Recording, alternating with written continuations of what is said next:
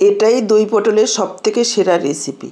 দই পটল এইভাবে একবার বানিয়ে দেখুন, আঙ্গুল চেটে খেতে বাধ্য হবেন। দই পটলের এই নিরামিষ রেসিপি থাকলে ভাত রুটির সাথে একেবারে জমে যাবে। দই পটল তো আপনারা হাজারো রকমভাবে খেয়েছেন, একবার আমার মতো করে এইভাবে বানিয়ে দেখুন। আশা করছি পুরনো সব পদ্ধতি ভুলে গিয়ে বারবার এভাবেই বানাবেন। নমস্কার বন্ধুরা, আমি সোমা।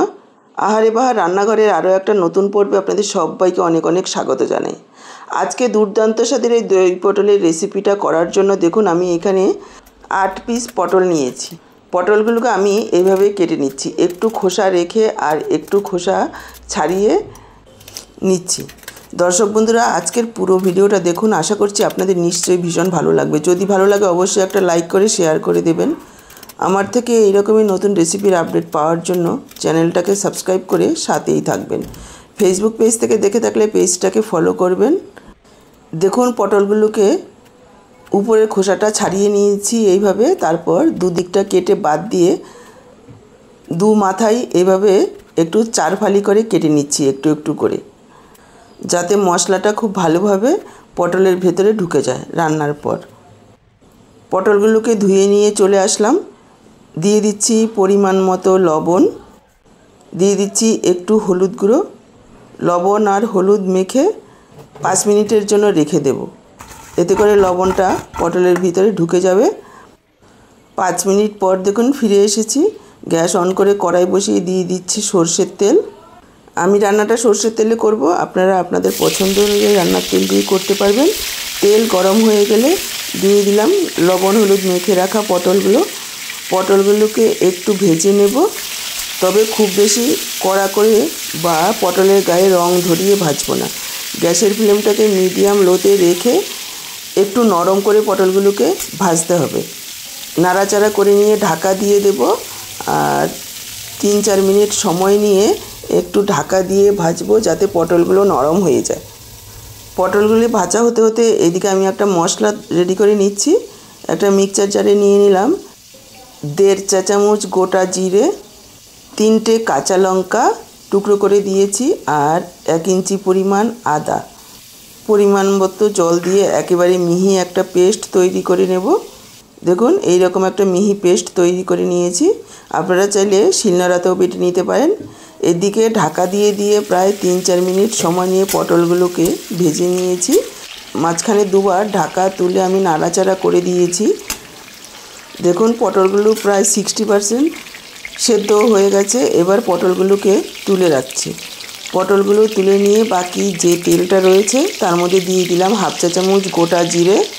জিরেটা একটু চটপট করে ফোটার পর যোগ করে দিলাম পেস্ট করে রাখা মশলাটা, যেই মশলাটা আমি আগেই পেস্ট করে রেখেছি। মিক্সচারের জারটা ধুয়ে অল্প পরিমাণে জল যোগ করে দিলাম। সাথে দিয়ে দিচ্ছি 1/2 চা চামচ হলুদ গুঁড়ো, 1 চা চামচ কাশ্মীরি লাল লঙ্কার গুঁড়ো। এবার পুরো মশলাটাকে প্রায় 1.5-2 মিনিট সময় নিয়ে নাড়াচাড়া করে একটু কষিয়ে নেব। দেখুন, প্রায় 2 মিনিট সময় নিয়ে মশলাটাকে কষিয়ে নিয়েছি। দেখতেই পাচ্ছেন মশলাটা নিচে লেগে যাচ্ছে, এভাবেই একটু মশলাটাকে ভাজা ভাজা করে নিতে হবে। তারপরে এখানে আমি যোগ করে দিলাম 1 কাপ পরিমাণ ফ্যাটানো টক দই। দই দেওয়ার সময় গ্যাসের ফ্লেমটাকে একেবারে লোতে রাখবেন, আর তা না হলে গ্যাসটাকে অফ করে দেবেন, তাহলে আর দইটা কেটে যাবে না। খেয়াল রাখবেন যাতে দইটা কেটে না যায়। দই কেটে গেলে কিন্তু খেতে ভালো লাগবে না। আর খুব বেশি ঠান্ডা দইও ব্যবহার করা যাবে না, তাহলে কেটে যাবে।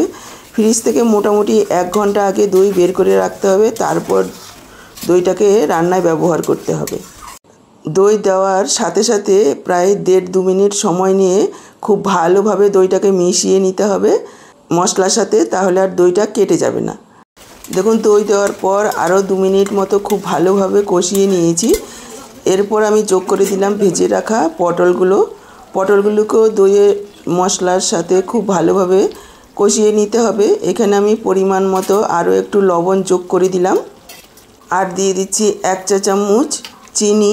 মিষ্টি দিতেই হবে, এটার স্বাদ একটু টক মিষ্টি হবে, তাহলে খেতে ভালো লাগবে।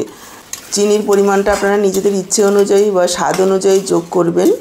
চিনি লবণ দেওয়ার পর ভালোভাবে মিশিয়ে নিলাম। এবার ঢাকা দিয়ে আরও 2-3 মিনিট সময় নিয়ে সব কিছু একসঙ্গে কষিয়ে রান্না করে নিতে হবে লো ফ্লেমে রেখে। খেয়াল রাখবেন যাতে নিচে লেগে না যায়, মাঝে মাঝে ঢাকা তুলে একটু নাড়াচাড়া করে দিতে হবে। দেখুন ঢাকা দিয়ে আরও 2-3 মিনিট খুব ভালোভাবে কষিয়ে নিয়েছি। এবার আমি যোগ করে দেব জল। জলের পরিমাণ এমনভাবে দিতে হবে যাতে পটলগুলো সেদ্ধ হওয়ার সাথে সাথে একেবারে মাখো মাখো হয়। এটা কিন্তু কোনো রকম পাতলা ঝোল হবে না, একটু গ্রেভি টাইপেরই হবে। সেই পরিমাণ বুঝে জলটা দিতে হবে। একটু ঘন গ্রেভি হলেই খেতে বেশি ভালো লাগবে। আমি এখানে প্রায় 1.5 কাপ পরিমাণ জল যোগ করে দিয়েছি। মিশিয়ে নিয়ে ঢাকা দিয়ে দিলাম। 4-5 মিনিট মিডিয়াম ফ্লেমে রান্না করে নেব। দেখুন ঢাকা দিয়ে 4-5 মিনিট মিডিয়াম ফ্লেমে রান্না করে নিয়েছি। পটলগুলো খুব সুন্দরভাবে সেদ্ধ হয়ে গেছে আর গ্রেভিটাও একেবারে ঘন হয়ে গেছে, দেখেই বুঝতে পারছেন। ঠান্ডা হওয়ার সাথে সাথে কিন্তু আরও একটু ঘন হয়ে যাবে। এবার আমি যোগ করে দিচ্ছি একটু গরম মশলার গুঁড়ো, দিয়ে দিচ্ছি 1 টেবিল চামচ পরিমাণ ঘি। যেহেতু সম্পূর্ণ নিরামিষ, একটু ঘি দিলে খেতে ভালো লাগবে, তবে ঘিটা অপশনাল, আপনারা চাইলে নাও দিতে পারেন। এটা আপনারা দুপুরে কিংবা রাতে যে কোনো সময় রান্না করে নিলে, এমনকি বাড়িতে অতিথি আসলেও রান্না করতে পারবেন, খেতে অসাধারণ হয়। দই পটল আপনারা এর আগেও হয়তো খেয়েছেন, একবার আমার মতো করে এইভাবে রান্না করে দেখুন। আশা করছি এইভাবে যদি একবার বানান বারবার বানাবেন।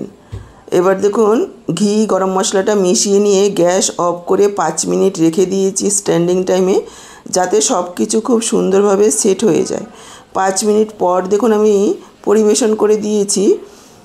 দেখেই বুঝতে পারছেন যে কতটা লোভনীয় হয়েছে দেখতে, খেতেও অসাধারণ টেস্ট হয়।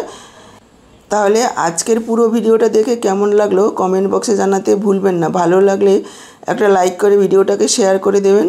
আমার থেকে এই রকমই নতুন রেসিপির আপডেট পাওয়ার জন্য চ্যানেলটাকে সাবস্ক্রাইব করে সাথেই থাকবেন। আজকে এই পর্যন্ত, আবার দেখা হবে নতুন কোনো রেসিপির সাথে। সবাই ভালো থাকুন, সুস্থ থাকুন।